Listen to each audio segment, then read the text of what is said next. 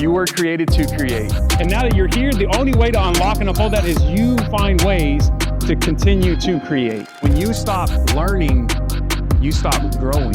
Your biggest purpose is how are you going to crack the code on you? Great job. Awesome. Okay. Awesome. Well, how's everybody doing today? We good? Yes? Does it feel like another just Tuesday, or does it feel like a little bit better because of the weather outside? It just feels like another Tuesday? Okay. Well, I'm hoping, hey, I appreciate the honesty. I'm hoping to change that a little bit.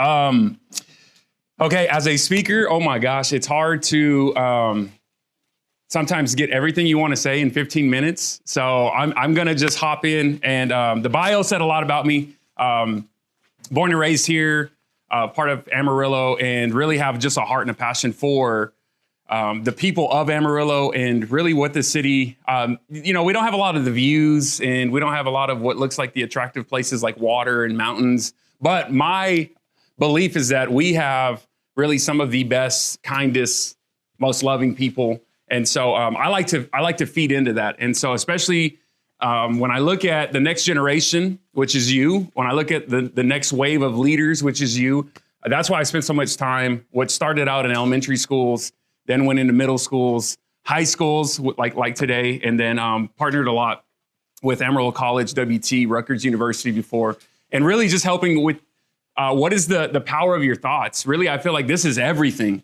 okay? This is really what it comes to. So beyond what you're gonna learn in your educational life, the skills, the talents that you carry, I feel like so much of what even scripture points to, we know that life and death is, within the power of the tongue, but out of the heart, right, which also represents so much of the subconscious mind, out of your heart, out of the inner infrastructure. If you check out, I'm going to give a shout out to my shirt here.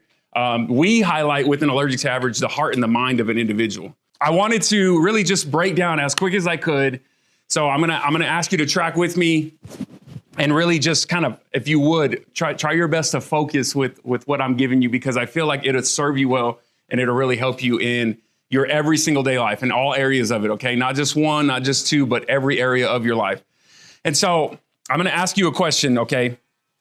But I'm gonna give you some of the answers so that it eliminates, okay, what the possible answer could be. So the most valuable thing in the world right now, it isn't money, it isn't time, it isn't fame, it isn't power. What would your guess be it is? One of the most powerful things in the world right now. Not fame, not power, it's not money. I wouldn't even say it's time. Any guesses? Okay, that's a good one. She said love, so she threw up the love. So that's a very great one. I won't disagree, but there's something I'm looking for beyond that. Faith is good. Not what I'm looking for. Religion, not what I'm looking for. One more guess. I'll give you one clue real quick before I hop in. Okay, it's what I have from you right now. Who said it? Someone said attention? Attention, okay? So I'm gonna intertwine that word attention with focus, all right? And this is something that I always come back to. I'm sure in the last 4 times that I've been here at Emerald High, I've brought up this topic because this is really everything. If you get this, there is so much within your journey of success, within what you take on, your beliefs of what you can do, what you can't do, how you show up, okay? What you see when you look in the mirror, okay? So much of this is gonna come back to your attention, okay? And when we look into our world today, we see that businesses fight for it. If you realize, even with Allergic to Average, we want people's attention. We want to bring people into this life that they're not just average, they're not just ordinary, unless they decide to be. But that's not who you were designed to be, all right? But businesses in general, that's why you have ads. That's why you have billboards, right? That's why you have commercials. That's why there's so many things. Apps are designed for it. They want your attention. The longer you spend on there, right, the better that app does. Brands are built around it, like I just mentioned. And every single day, people are competing for it. Something wants your attention, from your phone to your past to your mistakes to other people's opinion about you. It's all warring for your attention, for your focus, okay? And so most people don't realize this. What you focus on, remember this, what you focus on, you become, okay?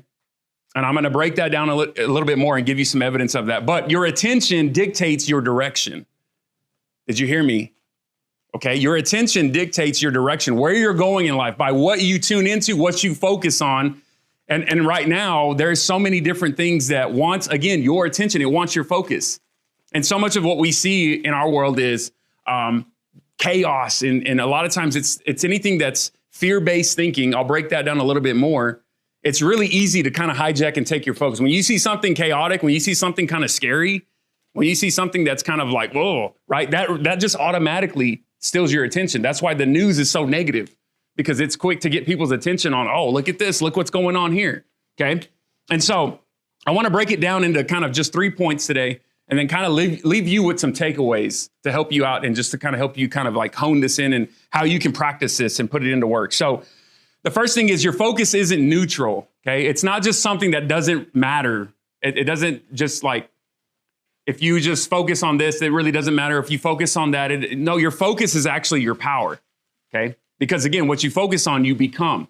So I'll break that down even more, but I want you to remember Proverbs 23:7, as a man thinks in their heart, so is he. And so really another way of saying that is like what you think about the most all day, that's what you're going to become. That's really what you're convincing yourself and dictating the direction of your life. So if those are poor thoughts, if those are low frequency thoughts, if those are false thoughts, even if they're not true, those are going to be the thoughts that you continue to align to and you actually believe, even if they're not true. Okay. And so much of what I speak about is the default mindset versus the designed mindset. Okay. I wrote a curriculum over that called the A16 Basics, and it's every letter in Allergic to Average that helps you get out of default, kind of average mode, average thinking, into designed. Okay. And so in that, just to break it down for you, default mindset it's inherited. It's kind of what you knew growing up, what you saw, how the world works, how it functions. It's your understanding. And a lot of it is through your parents, through your caregivers, aunts, uncles, right? The friends around you. It's automatic thinking. It's just kind of where you're at. So it's just what you know. It's unchallenged thinking, okay?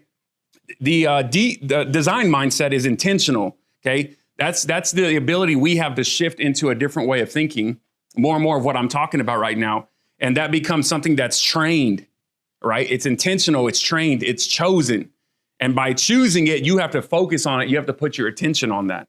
And so Allergic to Average means that you become an individual more and more that refuses to live in the default mode, in the default mindset, just like the average people around you, right? And so one thing I want to clarify too is sometimes people hear Allergic to Average and they think it's almost this statement like you're better than other people.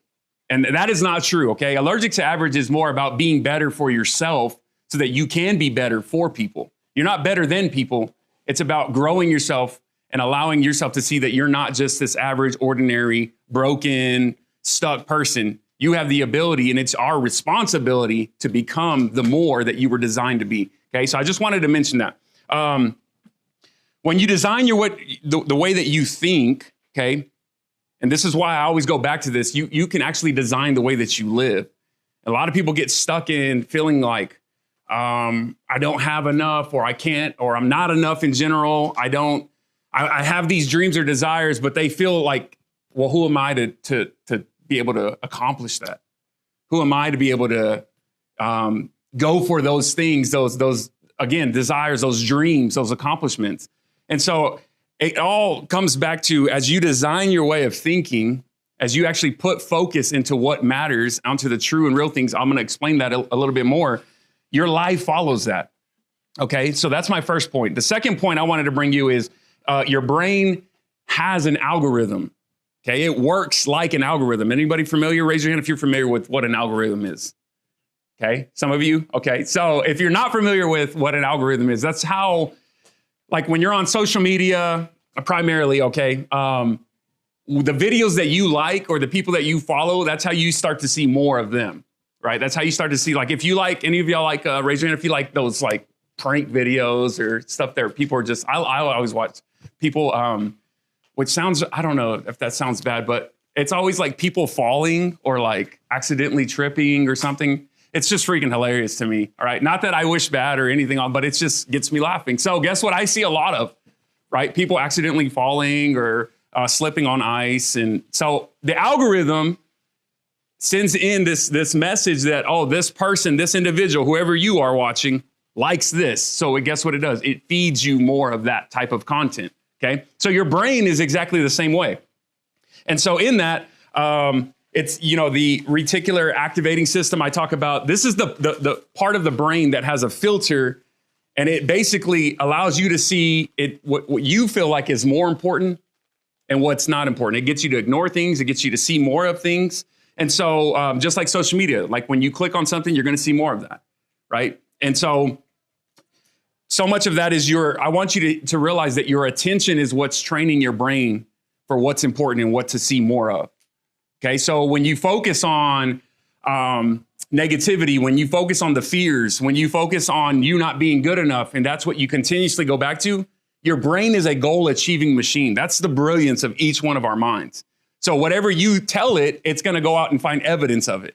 So when you say, I'm not good enough, I'm a failure, or anything to that magnitude, your brain doesn't know any better, and it decides, okay, let's find the evidence of that, right? It kind of comes back as, again, like an algorithm. And so much of this I wanted to kind of bring back to Philippians 4:8 and what can help us to get out of this false way of, thinking, this distorted way of thinking that so many of us, the average person, falls into, and it cripples us, right? And so Philippians 4:8, I'm going to read to you, but go back to this, if you will, okay? And so it says, keep your thoughts continually fixed on things that are authentic and real, honorable and admirable, okay? Beautiful and respectful, pure and holy, merciful and kind. And fasten your thoughts on every glorious work of God, praising him always. And so keeping your thoughts, okay? Some versions of the Bible say, dwell on this, meditate on this.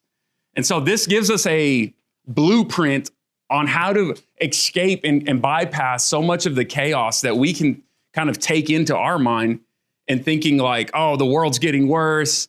It's getting more evil. It's getting more ugly. That's a perspective that we could carry. But when we focus on what is the beautiful, though, what are the things that are actually true, right? What are the things that are actually real? And sometimes that's for you, because you can hear the lies of the ego mind, right? It's the separated mind that is kind of out of the actual love that you were produced for. And it tells you these thoughts come and they want to convince you that you're not anybody special. You have nothing special. You're not enough to achieve these desires that you carry. And so you got to go back sometimes to really, what is actually true though about me, right? What is actually honorable? What is actually beautiful about me? And so as we can do that, this really gives us a template for how we should be feeding our personal, individual, each one of you, our mental algorithm, okay? Because as we focus on that, as we focus on the real, the true, the noble, the beautiful, we're going to get more of that. That's just the intelligence of our brain. We're going to be able to see that show up more and more. There's going to be more and more evidence of that as we focus on that. And so allergic to average means you don't just let your life live. You don't just go through these seasons and stages over and over, these cycles where you're just kind of on autopilot. You're just kind of like, well, someday, right? It's actually you deciding and dictating, because the world doesn't see you, or you don't, I'm sorry, let me start that over. You don't see the world as it is, okay? Each one of us, you see the world as your mind is trained to see it. So if you look at the world, if you look at the people around you and all you see is the ugly, the evil, right? That's how you are programmed. That's how you've trained yourself to see it. So we don't see the world the same. We see the world as we are trained to see it, as we've allowed ourselves to. And so my last and final point before I get to some of the takeaways for you is, again, what you focus on, you become. So as you focus on things like love, things like kindness, you become kinder. It's that simple. As you focus on things like courage, you start to become braver when you show up, right? Doing things that scare you, things that you don't feel like you're ready for. As you focus on things like, hey, I have what it takes. I can do this.